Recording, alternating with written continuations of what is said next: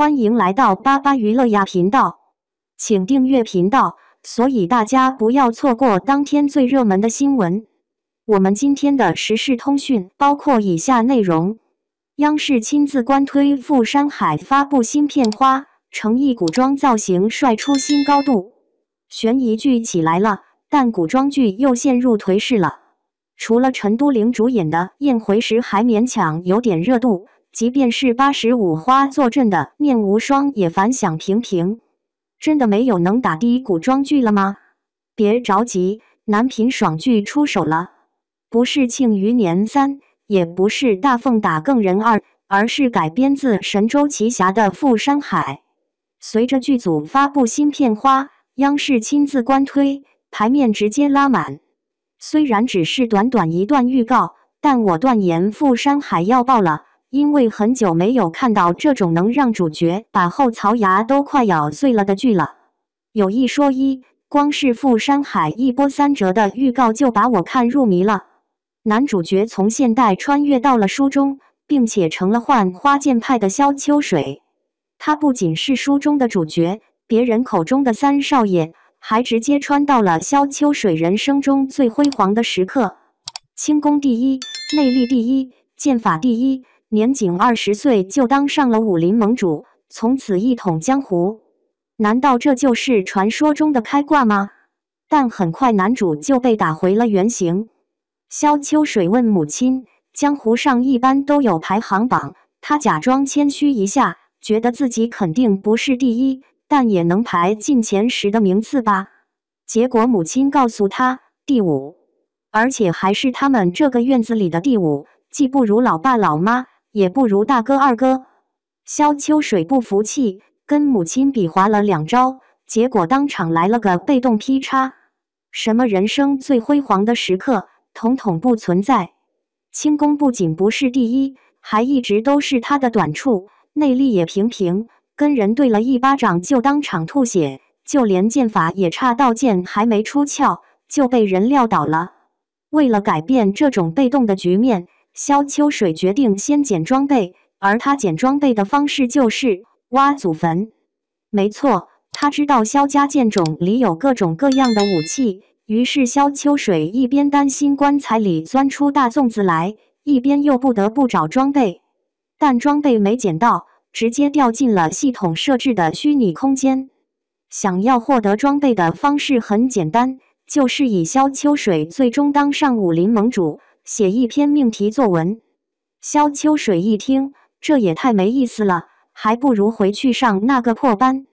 但穿书也不是想来就来，想回就回的。现在知道上班的好了，没门，系统设定走步了。为了能让自己活到当武林盟主的那一天，萧秋水选择了一种最窝囊也最丢人的做法。凡事不出头，狗到大结局。但走路躲人，干啥都选偏僻地方的萧秋水，根本没有苟着的机会。他不找茬，茬找他，还差点没命了。狗也不让狗，跑又跑不掉，那咋办？与方聊生活，开不法。萧秋水记得在小说中有一个福袋，对方不仅武功高强，还对萧秋水百依百顺。自从萧秋水把福袋解锁后，的确过得舒坦了不少。有这么一道护身符，4平8稳的当上武林盟主，从书里穿越回现实，想必没什么问题了吧？结果福袋变祸袋，萧秋水对其毫无防备，结果福袋杀他全家，还让萧秋水险些丧命，成为被唾弃的小人。果然，武林盟主没那么好当。并且一路披荆斩棘，真正当上武林盟主的那一天，萧秋水也并不快乐，因为得到的不是他想要的，但失去的却再也回不来了。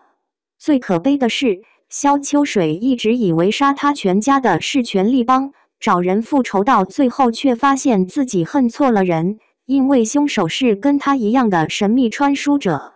只能说带入到萧秋水的视角，狠狠地碎掉了。用这种大悲大喜的方式打开男频爽剧，还融合了武侠元素于其中，新鲜感不言而喻。有趣的故事设定已经很吸引人了，这部剧的选角也没有让大家失望。不得不夸，程毅的眼光越来越独到了。单看近2年的作品，先是与靳东合作了《底线》，打破了观众对他只能演古装剧的刻板印象。随后又交出了评分高达 8.5 的《莲花楼》，直接拔高了古装剧的整体品质。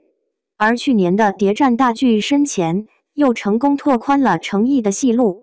如今最热门的男频爽剧也让程毅赶上了这阵东风，并且还是关注度极高的大 IP。当然，眼光好只是一方面，程毅的演技也是他接连出圈、咖位热度直线飙升的内在原因。就拿这部《富山海》来说，程毅在剧中一人分饰3角，分别是现代的萧明明、古代的萧秋水，以及大战时的高手李晨舟。截然不同的扮相，不一样的性格设定，单看预告程毅就将这3个角色清晰地区分出来。尤其是预告中萧秋水与李晨舟对决，一人分饰2角，自己跟自己演对手戏，萧秋水的恨，李晨舟的神秘都被他把控得恰到好处，并且程毅的古装造型在这部剧中帅出了新高度。一身黑衣的萧秋水是鲜衣怒马少年郎，一头白发的李晨舟是美强惨大 boss， 都很对味。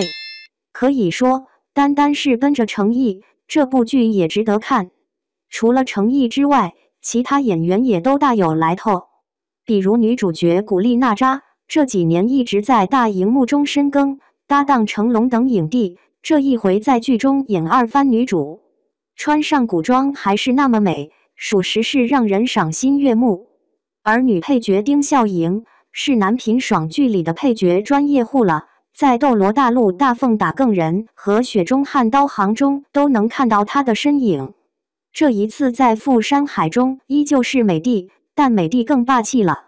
除此之外，这部剧中还有吕颂贤、丁永岱、胡可、邱心志、曹翠芬、何中华、张智霖等演员助阵，为整部剧的演技水准保驾护航，阵容空前强大。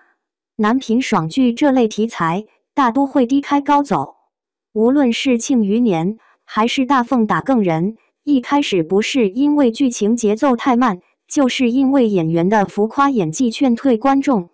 但无一例外，只要熬过了前几集，必定是让人越看越上头。不过《富山海》很可能打破这种套路，一上来走喜剧路线更容易拿捏观众，大概率会让大家一路嗨到底了。